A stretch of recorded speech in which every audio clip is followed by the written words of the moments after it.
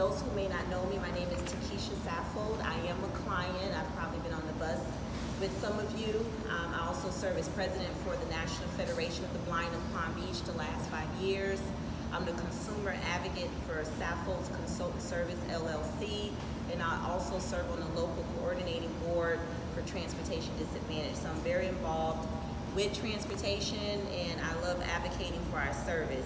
So my purpose here today is to just share some tips with you as to how to best engage with someone who's blind or visually impaired, but it's primarily you can use for all disabilities. So, and not that you all are not doing these things, it's just a refresher so that you all can continue to do the professional work that you all do, and that we can always be, constantly refreshed and enhanced on information. So as you all know, you all do door-to-door service, and I was speaking with Miss Jeannie a couple of weeks ago, and it was a quote that came by her email, and it was stating, how can we assist you?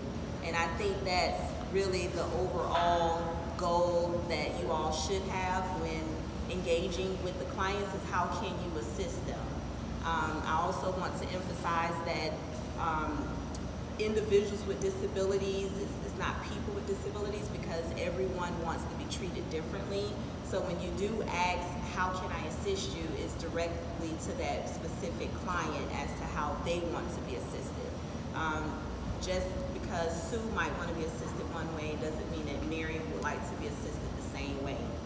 Another word that stood out was assumptions. The assumption should never be made based on a person's disability as to how they want to be assisted. So again, it all goes back to, how can I assist you? How would you like to be assisted? When you do go to someone's home, or even if you're picking them up from Publix or wherever you may be picking them up from, it's very important that when you greet them, you state that you're with PalmTran and you give them your name, because someone who's blind or visually impaired cannot read your name tag, or they may not know who you are. What you shouldn't do is walk up to someone and say, let's go, or are you ready? So it's very important that you do introduce yourself. And of course, I know that you all are supposed to ensure, or to make sure that you're picking up the correct person. But providing that would give comfort to someone who is unable to see you. And then after you do announce who you are, that is very important that you ask again, how would you like to be assisted? You should never grab at someone's white cane, or you should never grab at their guide dog. Once the guide dog has a harness on, that means that their dog is working. So you can't touch or pet the dog without the owner's permission. A person's white cane is an extension of themselves. It's part of their personal property. So you do not have to grab at a person's cane to assist them.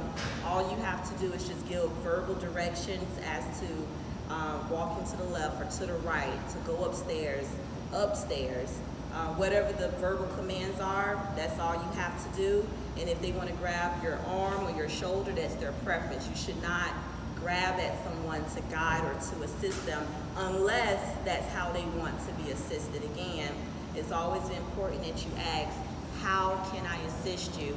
And to not make the assumption that everyone in a specific disability wants to be treated the same, because we are all individuals with disabilities. I'm just going back over it again as we go through this presentation. The signing of the manifest is a PalmTran's policy. If a driver do not ask someone based on their disability, it could be seen as a form of discrimination, and it goes against that person's civil rights, because you are assuming that the person can't sign based on their disability, and that means that you're treating them differently because of their disability. So it's very important that you do ask every person about signing the manifest, and that you should never make the assumption that they're unable to do it. I do understand that there are some individuals who do not want to sign the manifest, and they may say, why are you asking me? I'm blind. It's because they're an individual, that's their choice, but that doesn't mean that everyone in that specific disability group feels the same. So I know most of you all know I signed a manifest. So And because of me emphasizing that as a right, and that it also, it seemed as we have the ability to sign, as long as, you know, you all guide us or direct us to sign, it can be done. And the more that I encourage people to do it, the more people have been doing it. So the assumption should not be made that individuals who are blind or visually impaired are unable to sign the manifest. Again, different things as far as the steps and the seat belts is all based on the individual basis. You have some people who are more independent than others, and there's some people who may need that additional assistance. It's all based on the individual. So it should not, the assumption should not be made that a person can or cannot do it. That's why you should always ask, how can I assist you? Do you need help with that? Do you need, it's just communicating, that's all. Communicating with the clients will make your job so much easier, and you don't have to worry about a client feeling insulted or offended because you made the assumption that they can or cannot do something. So just always ask, how can I assist you? So at this time, do you all have any questions or any concerns for me this evening? None? Not any comments? No? All right, well, I would like to thank you all for the service that you all do provide. You all do a great job, and I look forward to working with you all. I will be here at the quarterly meetings just as a refresher so that MV continues to do the job that they do. And I thank you all for having me here.